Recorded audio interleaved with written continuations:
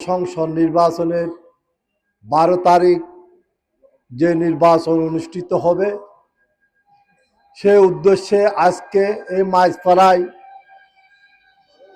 আজকের এই সভায় উপস্থিত আমার সামনে বসা মুরব্বী, ছোট ভাই, বড় ভাই এবং মঞ্চে উপস্থিত বাংলাদেশ জাতীয়তাবাদী দলের জেলা উপজেলা অনেক সিনিয়র নেতৃবৃন্দগণ উপস্থিত আছেন। বিশেষ করে শিকারপুরের 14 নং শিকারপুরের সাবেক চেয়ারম্যান, সাবেক ছাত্র নেতা হারুন রশিদ হারুন ভাই সহ ছাত্র দল, যুব দল, শ্রমিক দল এখানে অনেকেই উপস্থিত আছেন। এবং আমার সামনে আসলে এক মসজিদ, পাশে কবরস্থান। আমি ওদের রুহের মাগফিরাত কামনা করি এবং আমার মাইকের আওয়াজ যতটুকু পর্যন্ত যায় ঘরে বসা মা ও বোনেরা, আসসালামু আলাইকুম ওয়া রাহমাতুল্লাহি ওয়া বারাকাতুহু। আসলে আমরা সবাই অবগত, দীর্ঘ 17 বছর আমরা ভোট থেকে বিরত ছিলাম, নির্বাচন থেকে বিরত ছিলাম।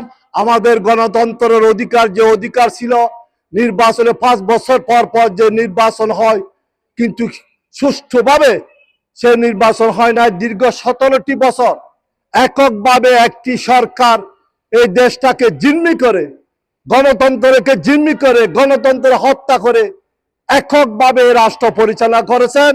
শেষ পর্যন্ত ওনাকে এমনভাবে বিতাড়িত করতে হয়েছে এবং ভাবে পালাতে হয়েছে যা পৃথিবীর ইতিহাসে বিরল।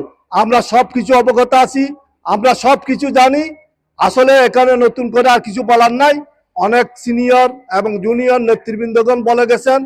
আগামী 12 তারিখ মা ও বোনেরা, ভাইয়েরা যারা যারা আছেন, ইনশাল্লাহ আপনারা ভোট কেন্দ্রে যাবেন, ভোট দিবেন। কোনো ধরনের টেনশন ফিল করবেন না। কিন্তু কিছু মিডিয়া ভারতের কিছু মিডিয়া দেখতেছি নির্বাচন হবে না এবং বিভিন্ন বিভ্রান্তি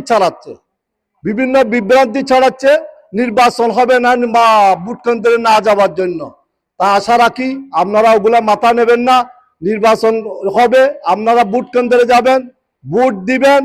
এবং আজ 5 আসনের যে প্রার্থী আমরা পেয়েছি, আজকে উনি নজিবাহাটা বিবেক চত্বরে ভাষণ দিয়েছেন।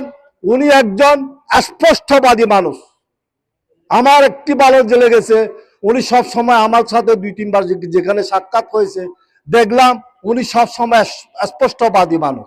অর্থাৎ উনি সাদাবাজ এবং কোনো ধরনের দুর্নীতি তো উনি প্রশ্রয় দেন না, প্রশ্রয় দিবেন না। আমার কিছু সুযোগ হয়েছিল ওনার পিতা মীর নাসির সাহেবের সাথে আমার রাজনীতি করার, আমি মহানগরের রাজনীতি করেছি, আমার সুযোগ হয়েছিল। ওনার সুযোগ্য পুত্র ব্যারিস্টার মীর মোহাম্মদ খালাল সাহেব, উনি খুবই ভালো।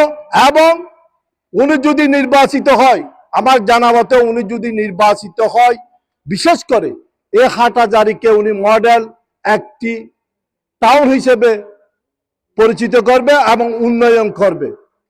আর বিশেষ কিছু বললাম না, আপনারা ধৈর্য সহকারে এখানে অনেকক্ষণ বসে আছেন। আসলে আমার আরেকবার সুযোগ হয়েছিল, এই মাঝপাড়াতে আমি এসেছি, আমার সুযোগ হয়েছিল চেয়ারম্যান নির্বাচনের সময়। চেয়ারম্যানের নির্বাচনে আমি এখানে আসলাম।